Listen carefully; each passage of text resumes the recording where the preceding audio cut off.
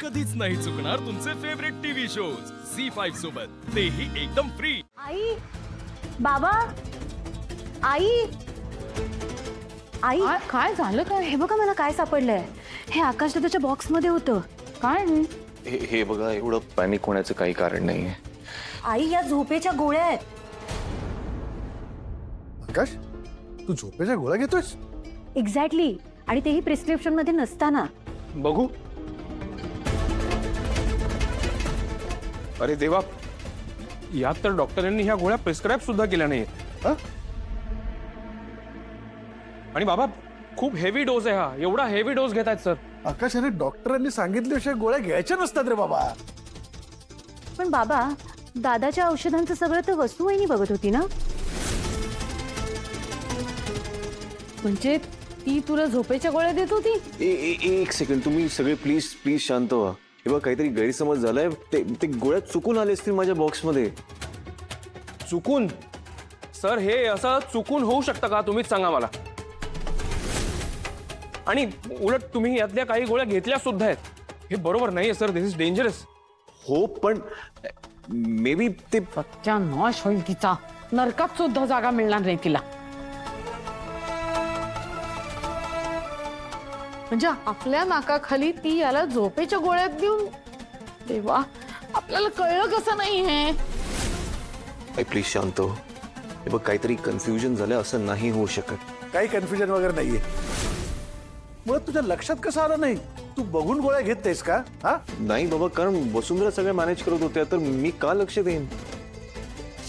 मला ना आश्चर्यच वाटतंय या बाईचं। पण मला नाही आश्चर्य वाटत आहे बाबा। अहो, ती बाई हे करूच शकते। Good evening. अरे वकील साहेब, या, वेलकम। मी चुकीच्या वेळेला तर नाही आलो ना?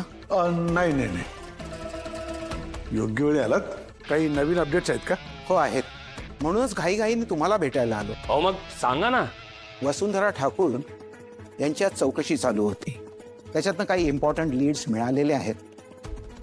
म्हटलं तुमच्याशी बोलावं आणि तुमच्याकडनं काही इम्पॉर्टंट माहिती मिळते का ते बघावं। हो, अगदी बरोबर वेळेला आलात। हे बघा, आम्हाला एक भयानक बातमी कळलेली। आई, गप रे तूच राहा। ती बाई माझ्या मुलाला झोपेच्या गोळ्या देत होती आणि त्याला ते माहिती नव्हतं। आणि वकील साहेब, ह्या गोळ्या डॉक्टरांनी प्रिस्क्राईब पण केल्या नाहीयेत। हा, हे आता जस्ट आम्हा सगळ्यांना कळलंय किती किती डेंजरस आहे हे सगळं।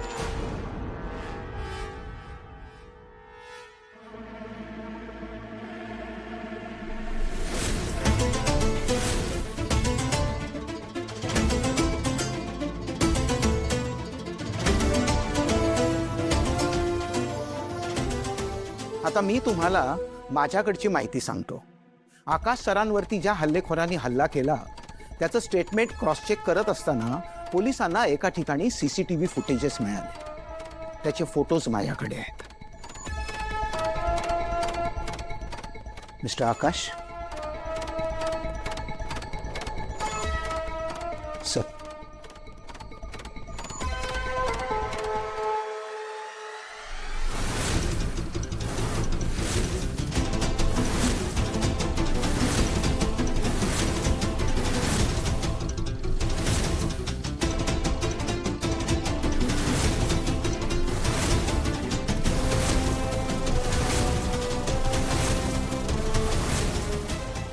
यावरून असं सिद्ध होतंय की वसुंधरा ठाकूर यांच्या हल्लेखोराला अगोदर भेटलेल्या होत्या।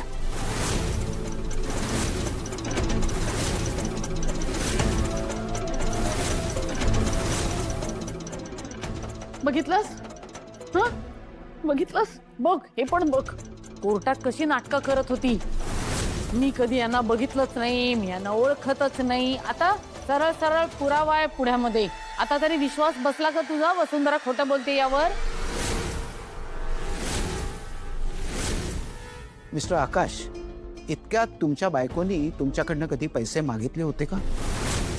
नाही बा, असं काही नाही। मग फोटोत दिसतायत ते पैसे तिच्याकडे आले कुठून?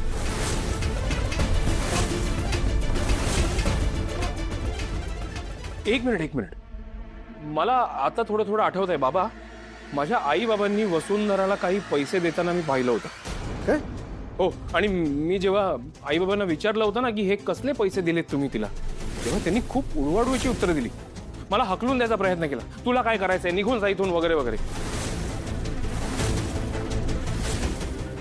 ओ माय गॉड, म्हणजे माझे आई बाबा सुद्धा या सगळ्या प्रकरणात इन्व्हॉल्व आहेत. अरे देवा.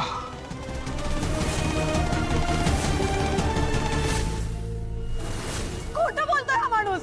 मी याला नाही पाहिलं, मी याला ओळखतच नाही मॅम, मी खरं सांगते. धक्का बसला ना? हा, कळतंय मला. तू सोडून दे नाही सगळं, विचारच करू नको, मरू दे. तिच्यासारख्या खोटारड्या बाईवर ना विश्वासच ठेवू नकोस तू. हे सगळं घडवून आणलंय तिने.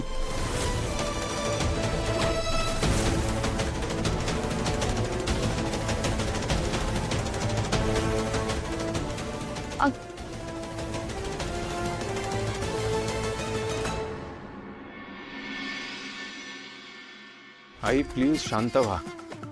हे बघा, मला वाटतं आकाश सरांना थोडा वेळ एकटा राहण्याची गरज आहे. त्यांना राहू द्या एकटा. नाही रे जयश्री, मला हे बरोबर वाटत नाहीये. त्याला एकटा सोडायला नकोय आपण. चल आपण बोलूया त्याच्याशी. बरं बरं, ठीक आहे, तुम्ही दोघंही जा.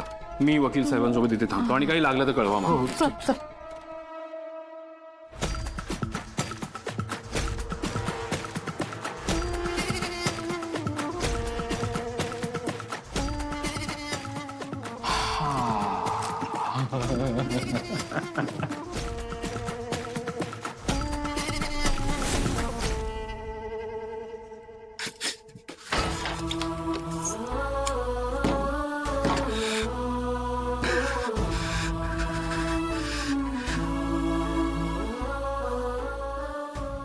स्वतःची काळजी स्वतः घ्यायला पाहिजे की नाही?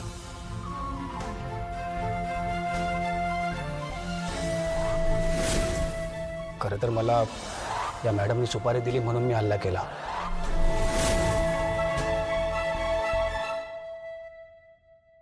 आकाश, अरे जरा बोलायचं होतं तुझ्याशी. दरवाजा लॉक करून घेतलाय त्यांनी. काय? हो. दरवाजा लॉक काय करून घेतलास? चल उघड बघू जर.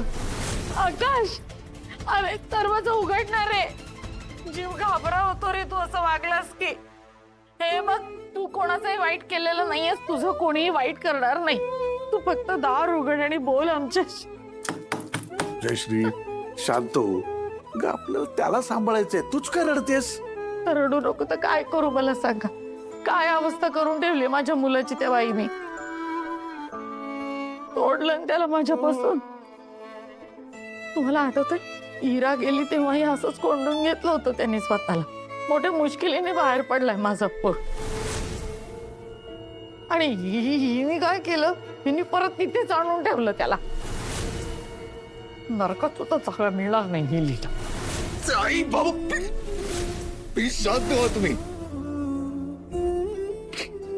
हात सोड तुम्ही. हो हो, जाते जाते. झी5 ॲप डाउनलोड करा आणि पहा सर्व एपिसोड्स एकदम फ्री.